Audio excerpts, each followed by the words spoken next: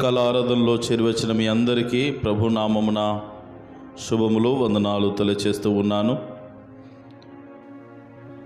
ఉదయకాల ఆరాధనలో 3వ కీర్తన 5-6 చరణాలు చదువుకొని ధ్యానం చేద్దాం.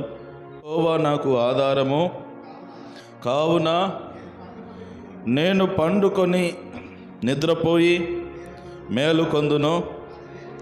10,000 మంది దండెత్తి నా మీదికి వచ్చి మోహరించినను నేను భయపడను. దేవునికి మహిమ కలుగును గాక.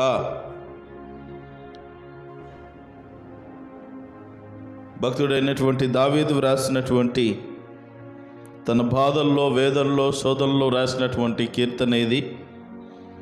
తనను ఎంతోమంది బాధిస్తున్నారు,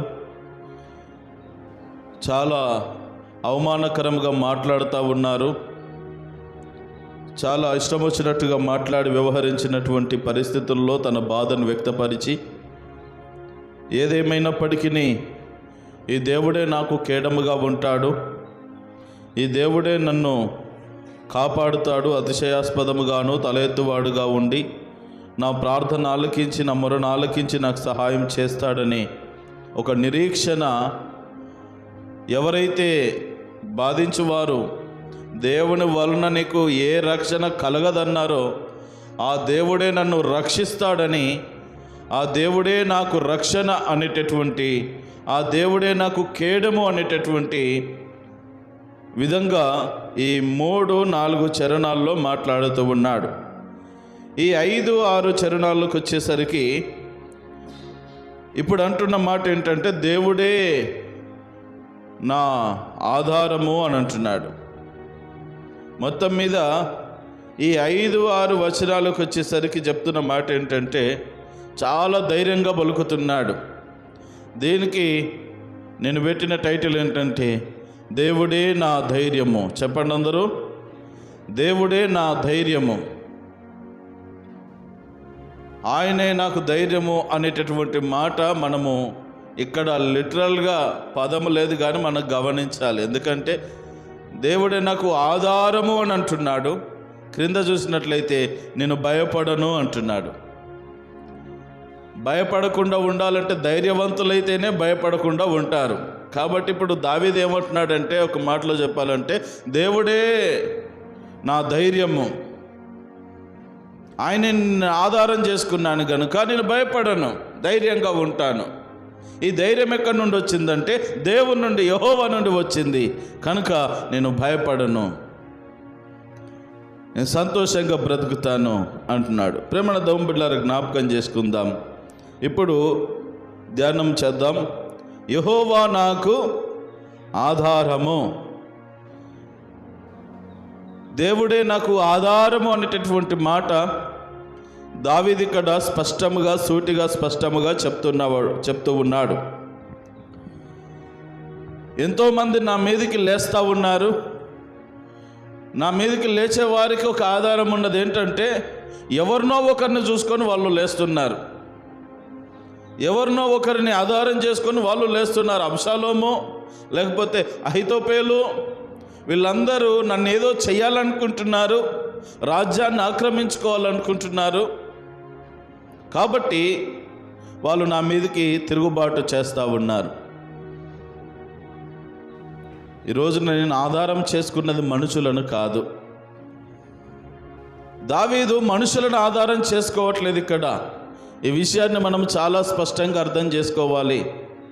కష్టం వచ్చినప్పుడు, నష్టం వచ్చినప్పుడు, సమస్య ఎదురైనప్పుడు మనిషికున్న తత్వం ఏంటంటే, ఏదో ఒక దాని మీద, ఎవరో ఒకరి మీద ఆధారపడటం మనిషికి అలవాటు.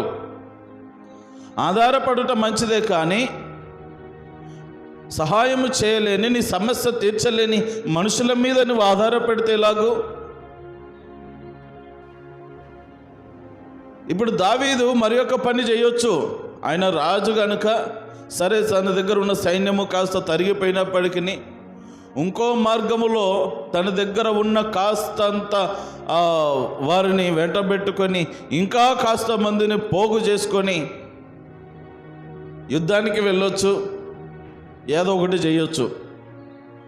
మనుషుల మీద ఆధారపడడం లేదు. ఏదేమైతేనేమయ్యా, నేను నిన్ను నమ్ముకున్నాను, నేను నీకు ప్రార్థన చేస్తాను, నువ్వు నాకు సహాయం చేస్తావు, నీవే నాకు ఆధారము, నీకు మాత్రమే నేను చెప్పుకుంటాను, నీ సన్నిధిలో మాత్రమే నేను చెప్పుకుంటాను, నీవు మాత్రమే నన్ను కాపాడగలవు, ఈ విపత్తు నుండి నన్ను సంరక్షించగలవు అంటూ వివరిస్తూ ఉన్నాడు. ఇక్కడ దావీదు అంటున్నటువంటి మాట యెహోవా నాకు ఆధారము అని అంటే ఇంకో మాట చెప్తున్నాడు క్రింద, నేను దేవుణ్ణి ఆధారం చేసుకుంటున్నాను, ఆయననే నాకు ఆధారము, నేను ఆయన దేవుని మీద ఆధారపడుతున్నా, మనుషుల మీద, నా అధికారం మీద, నా పరిస్థితుల మీద నేను ఆధారపడడం లేదు, దేవుని మీద ఆధారపడుతూ ఉన్నాను గనుక కింద అంటున్నాడు 3 విషయాలు చెప్తున్నాడు. కావున నేను పండుకొని నిద్రపోయి మేలుకొందును అని అంటున్నాడు. ఏమంటున్నాడు? పండుకొని నిద్రపోయి మేలుకొందును. చాలా విచిత్రంగా ఉంటాయి దావీదు యొక్క పదజాలాలు. పడుకోవడం అంటే పడుకోవడమే కదా, పడుకోవడం అంటే ఏంటి, మళ్ళీ నిద్రపోవడం అంటే ఏంటి, మళ్ళీ మేలుకొని ఉంటానంటాడు, పడుకున్నాడు లేస్తాడు.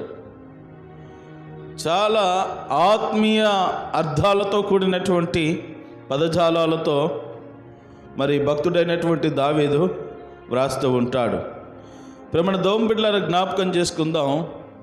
నేను దేవుని ఆధారం చేసుకుంటున్నాను, ఈ కష్టకాలంలో, క్లిష్ట పరిస్థితుల్లో యెహోవాయే నాకు ఆధారము, ఆ దేవుని నేను ఆధారము చేసుకుంటున్నాను కనుక ఇక నేను పడుకుంటాను అంటున్నాడు. పండుకొని అంటే దాని అర్థం ఏంటంటే, అందరూ పడుకుంటారు, రాత్రి కాగానే అలసిపోయి పడుకుంటారు. పండుకుంటే నిద్ర పడుతుందా? కొంతమంది కళ్ళప్పలు చట్టనే చూస్తూ ఉంటారు. 12 అవుతుంది, 1 గంట అవుతుంది, వాళ్ళు ఎప్పుడో 9-10 గంటలకే పడుకున్నారు తిని, కానీ నిద్ర పట్టదు. కారణం ఏంటంటే టెన్షన్స్. మనిషికి టెన్షన్లు ఉంటే నిద్ర పట్టదు. పడుకుంటారు, ఎప్పుడు మంచాన్ని ఒరిగే ఉంటారు, కానీ ప్రశాంతమైనటువంటి ఆ నిద్ర అనేటటువంటిది వారికి ఉండదు. ఇప్పుడు దావీదు జీవితం ఎలా ఉన్నదంటే అల్లకల్లోలమైన పరిస్థితి.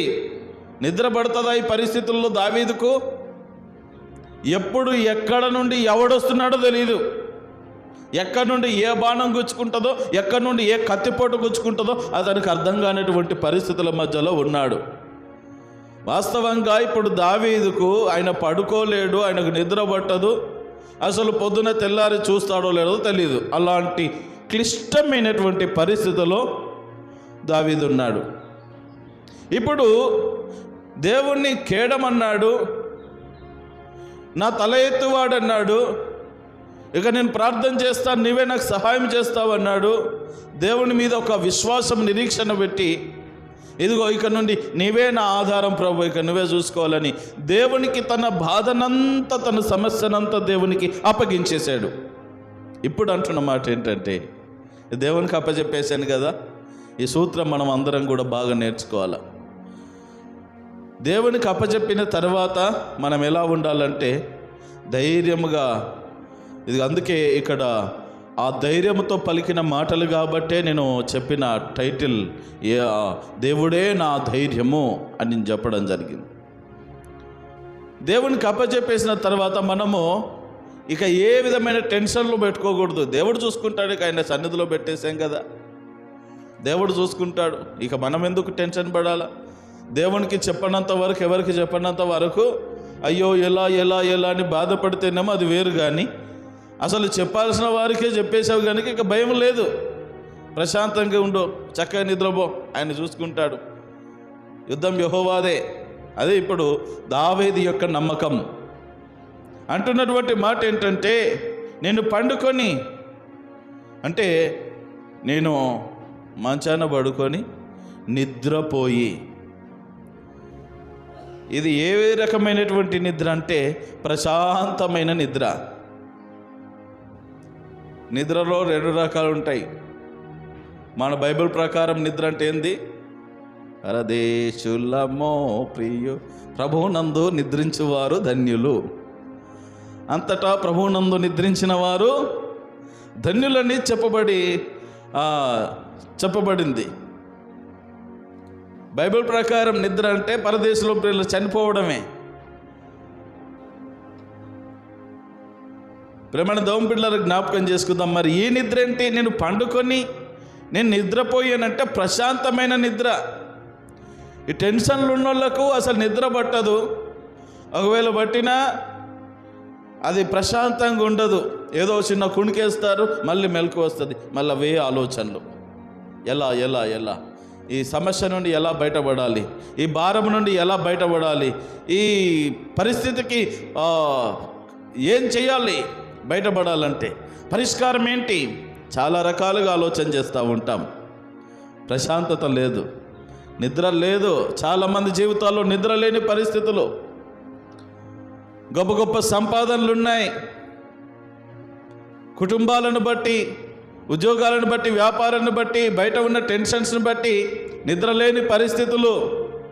చాలామంది ఇప్పటికీ స్లీపింగ్ ట్యాబ్లెట్స్ వాడితే కానీ, ఈ నిద్ర మాత్రలు వాడితే కానీ వారికి నిద్ర పట్టనేటువంటి దుస్థితి. అన్నీ ఉన్నాయి, అన్నీ చేస్తూ ఉన్నారు. ఇక ఏం ప్రయోజనం? సరైన ప్రశాంతమైన నిద్ర లేని జీవితము ఒక మనిషికి, అది ఏం ప్రశాంతమైన జీవితం అంటారు? ప్రేమణ దోమ బిడ్డలార జ్ఞాపకం చేసుకుందాం. దావీదుకి ఎన్నో కష్టాలు ఉన్నాయి. చాలా మరణ పాశములు తన చుట్టుకొని ఉంటుండగా ఆ సందర్భంలో చెప్తున్నాడు, ఇక యెహోవాయే నాకు ఆధారం, నేను ఆయనను ఆధారం చేసుకుంటున్నాను కనుక ఇదిగో నేను పండుకొని నిద్రపోయి మేలుకొందునని 3 పదాలు సపరేట్గా వ్రాశాడు. నేను పడుకుంటాను, పడుకుని నిద్రపోతాను. మనకు పడుకొని నిద్రపోతేనే ప్రశాంతత. చేపలు నీళ్ళలో అలాగే ఉండి కళ్ళు తెరిచి నిద్రపోతాయంట. మనకలాగున అసాధ్యమే. నిద్ర వచ్చినప్పుడు ఖచ్చితంగా కళ్ళు ఎంతో చక్కగా ప్రయత్నం చేస్తాం, కానీ నిద్ర వచ్చినప్పుడు ఖచ్చితంగా కళ్ళు మూతలు పడతాయి. కొంతమంది సాహసమే ఎక్కువ స్కూళ్ళల్లో, కాలేజీలలో చూస్తూ ఉంటాం. కొంతమంది శాప నిద్రపోయే వాళ్ళు కూడా ఉంటారు అక్కడక్కడ. మా దాంట్లో కూడా ఉండేవాడు, ఇట్టనే చూస్తాడు కానీ వాడు ఎక్కడనో నిద్రపోయింటాడు, ఎప్పుడో నిద్రపోయింటాడు. మీ దాంట్లో ఎవరైనా ఉన్నారా అలాంటి భక్తులు, పరమ భక్తులు? ఒకసారి జ్ఞాపకం చేసుకోండి ఈ సందర్భంలో. ఒకవేళ ఎప్పుడైనా కలిసినప్పుడు మొన్నటి దినమున మిమ్మల్ని జ్ఞాపకం చేసుకున్నామని చెప్పండి. రైట్?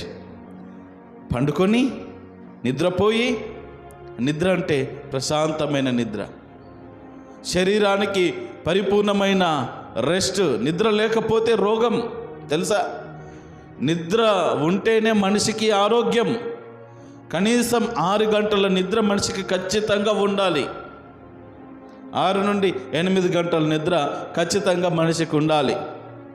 ఈరోజున నిద్రపోవాల్సిన టైంలో నిద్రపోతలేదు. పగలంతా పని చేసుకొని రాత్రంతా నిద్రపోండ్రు అంటే రాత్రంతా ఫోన్లు ఒత్తుకుంటా పగలంతా ఇంటి దగ్గర పడుకుంటారు. ఆహా, ఏమి ఈ చోద్యము! ప్రేమణ దోమ బిడ్డలకు జ్ఞాపకం చేసుకుందాం. 9కి 10 గంటలకు పడుకుంటాడు, 12 గంటలకు పడుకుంటున్నాడు. ఈ ఫోన్లకు అగ్గిదలుగా ఫోన్లు నొక్కి నొక్కి నొక్కి నొక్కి వాటికి ప్రాణం ఉంటే ఎంత మొత్తుకునేవో. సర్లే, నిద్రపోయి మేలుకొందును అని అంటున్నాడు. అంటే దాని అర్థం ఏంటంటే నాకేం కాదు. ఎంత గొప్ప ధైర్యం చూడండి! నేను హ్యాపీగా పండుకొని నిద్రపోయి ప్రశాంతంగా పడుకుంటాను. ఈ పొద్దున్నే లేస్తాను, నేను మేలుకుంటాను. మేలుకోకపోతే పరదేశులమో ప్రియులారా, మేలుకుంటున్నానంటే నేను మరలా ఈ లోకాన్ని, పరిస్థితులను నేను చూస్తాను. ఒక నిరీక్షణ ఉన్నది, నాకేమీ కాదు అని చెప్తా ఉన్నాడు. అందుకని ఇందాక చదివాం కదా, సామెతల గ్రంథం 3వ అధ్యాయం 24వ వచనము, అది అలాగే పెట్టుకోమన్నానే. సామెతల గ్రంథం 3వ అధ్యాయం 24వ వచనం ఫాస్ట్గా. పండుకున్నప్పుడు నేను భయపడను.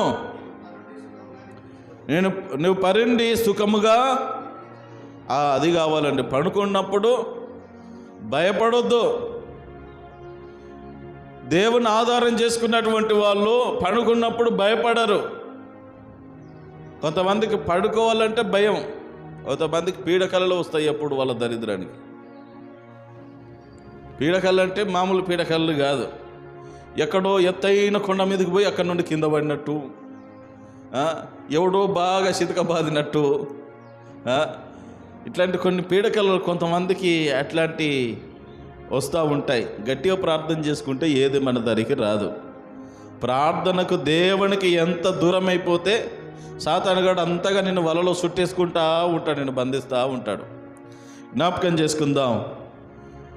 నేను పడుకున్నప్పుడు నేను నిద్రపోను, నేను ధైర్యంగా ఉంటాను అంటున్నాడు. తర్వాత ఇదే కీర్తనల గ్రంథం 4వ అధ్యాయం 8వ వచనం, ఫాస్ట్గా చదవండి. కీర్తనల గ్రంథం 4వ అధ్యాయము 8వ వచనం, యెహోవా నెమ్మదితో పండుకొని నిద్రపోదును, నేను ఒంటరిగా ఉండినను ఆహా నీవే నన్ను సురక్షితముగా నివసింపజేయుదువు. ఈ ఒంటరులకు అసలు నిద్ర పట్టదు. ఒంటరిగా ఉన్నప్పుడు అసలు నిద్ర పట్టదు. ఇంట్లో ఎప్పుడు సందడిగా పిల్లలు, భార్య పిల్లలు అందరూ ఉండి ప్రతిరోజు అందరితో కలిసి నిద్రించేటటువంటి వారికి ఒకవేళ ఎవరైనా వాళ్ళు ఊరికి వెళ్ళారంటే 2-3 రోజులు ఒంటరిగా ఉన్నప్పుడు సరిగ్గా నిద్ర పట్టదు. జ్ఞాపకం చేసుకుందాం. ఇక్కడ దావీదు ఇదే భక్తుడు చెప్తా ఉన్నాడు, ఇప్పుడు నేను ఒంటరిగా ఉండినను నీవే చూసుకుంటావు, నేను నెమ్మదిగా పడుకుంటాను అంటున్నాడు. ఇక్కడ దావీదు మాట్లాడుతున్న మాట కూడా అదే, నేను నెమ్మదిగా పడుకుంటాను, ఇక నాకు భయం లేదు, నేను అధైర్యపడను, నెమ్మదిగా పడుకుంటాను. ప్రేమణ దోంబిడ్లారా, దేవుడే నాకు ఆధారం గనుక నేను పడుకొని నిద్రపోయి మేలుకుంటాను, నా దేవుడు నన్ను కాపాడుతాడని ఆ గొప్ప ధైర్యముతో కూడిన మాటలు, విశ్వాసాన్ని చూస్తూ ఉన్నాం. చివరిగా 6వ వచనం చదివి ముగించుకుందాం. 10,000 మంది దండెత్తి నా మీదికి వచ్చి మోహరించినను నేను భయపడను. అందరు చెప్పండి, నేను భయపడను, నేను భయపడను. మీరెందుకు చెప్తున్నారు? దావీదు ఎందుకు చెప్పాడు తెలుసా? 10,000 మంది దండెత్తి తన ముందుకు వచ్చినా కానీ భయపడాడంట. ఇప్పుడు ఆ దావీదు స్థానంలో మీరు పెట్టుకొని చెప్పండి, 10,000 మంది శత్రువుని ముందుకు వస్తే భయపడవా?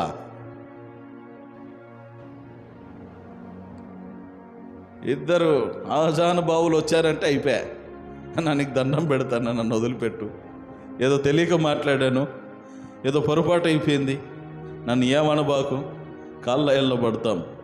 10 మంది ముందుంటేనే, 2-3 ముందుంటేనే తట్టుకోలేం. 10,000 మంది దండెత్తి నా మీదికి వచ్చినా సరే నేను భయపడను. ఇప్పుడు అబ్షాలోము పక్షాన 50 మంది, 200 మంది, దరిదాపు ఒక 1000-2000 సైన్యము చేరింటారు అంతే. ఇక్కడ 10,000 మంది వచ్చినా సరే ఇక ఎంతమంది వస్తారో రాని, ఇప్పుడు నిన్ను ఆధారం చేసుకున్నాను కదా, నేను నీ మీద ఆధారపడ్డాను కదా, ఇక నేను భయపడను. అది దావీదును చూసి రోజున మనం నేర్చుకోవాలి. దేవుని మీద ఆధారపడిన వాడు ఈ లోకములో జరిగే ఏ కార్యముల విషయంలో కానీ, మరి ఏ విషయంలో కానీ ఏమాత్రము అధైర్యపడడు అని మనం జ్ఞాపకం చేసుకోవాలా. ఇదిగో నేను భయపడను, దేవుడే నాకు ఆధారం కనుక ఎంతమంది వచ్చినా సరే నాకేం కాదు. 10,000 మంది వచ్చినా సరే, 20,000 మంది వచ్చినా సరే నాకేం కాదు. ఎందుకు? తనను తాను దేవునికి సమర్పించుకున్నాడు, ఆయన మీద ఆధారపడతా ఉన్నాడు, మనుషుల మీద కాదు. ఈ రోజున మనం ఈ ఆత్మీయ సత్యాన్ని గుర్తించుదాం. కాబట్టి 10,000 మంది వచ్చి నా ముందు మోహరించినను, నా ముందు నన్ను జుట్టుకున్నా సరే ఏం కాదు. ఎంత ధైర్యమా మాట! 10,000 మందిలో ఈయన ఎంతటి వాడండి? 10,000 మంది చుట్టూ ఉంటే మధ్యలో ఈయన ఎంతటి వాడు? ఆయన చెప్తున్న మాట ఏంటంటే 10,000 మంది వచ్చి నా ముందు మోహరించినను నేను భయపడను. ఎందుకు అనంటే నేను యెహోవా మీద ఆధారపడుతున్నాను కనుక, నేను ధైర్యంగా ఉన్నాను గనుక నేను భయపడను. ఈ రోజున మనం కూడా ధైర్యము కలిగి ఉండాలి. ఈ ధైర్యము నీకున్న స్టామినాను బట్టి, Boost in the secret of my energy. ఏమి లేదు, నువ్వు బూస్ట్ తాగినా హార్లిక్స్ తాగినా అదే, వాడేదో అమ్ముడు పోనీకి నీకు చెప్తా ఉన్నాడు. సరే కాస్త ఏదైనా విటమిన్స్ అట్లాంటివి దొరకొచ్చు, కానీ ఈరోజు నేను స్టామినా ఎవరు అని అంటే దేవుడు అని చెప్పాలి. నువ్వు బూస్ట్ కాదు, హార్లిక్స్ కాదు. బూస్ట్ కంటే హార్లిక్స్ కంటే గొప్ప దేవుడు మన దేవుడు. అర్థమవుతుందా? నీ బలం ఎవరు, నీ ధైర్యం ఎవరు అనంటే నా దేవుడే అని చెప్పాలి. దావీదు చెప్తాడు, ఆయన ధనము, ఆయన బలము, ఆయన ఘనత సమస్తము కూడా దేవుడే. ఈ రోజున దావీదులో ధైర్యం కనబడతా ఉన్నది. చూడండి, ఫస్ట్ రోజు మొదటి 2 వచనాల్లో భయం కనబడతా ఉన్నది. భయముతో చెప్తున్నాడు. రెండవ సందర్భంలో దేవుడే నా రక్షణ అంటున్నాడు. తర్వాత మూడవది విషయంలోకి వచ్చేసరికి దేవుడే నా ధైర్యం అంటున్నాడు. ఇక 4వది ఏమంటున్నాడు, ఏంటి విషయం అనేది రేపటి దినమున నేర్చుకుందాం. ఈ రోజున మనము దేవుని బట్టి ధైర్యంగా ఉండాలి. నీ పరిస్థితులు ఎలా ఉన్నా, పరిణామాలు ఎలా ఉన్నా, నీ చుట్టూ పరిస్థితులు ఎంత అననుకూలంగా ఉన్నా, నువ్వు దేవుని బట్టి ధైర్యంగా ఉంటే నీ జీవితాన్ని దేవుడు ఖచ్చితంగా ఆశీర్వదించి నడిపించగలడు. కాబట్టి దేవుడే నా ధైర్యము గనుక నేను భయపడను. దేవుని ప్రజలు భయపడొద్దు, దేవుడు చూసుకుంటా, ఆయనకు అప్పచెప్పేసేయాల, ఆయన చూసుకుంటాడు. అట్టి స్థితిగతులను దేవుడు మీకు ఎల్లరికి అనుగ్రహించి దావీదుకి ఇచ్చిన ధైర్యాన్ని దేవుడు మీకును ఇచ్చి నడిపించును గాక. ఆమేన్.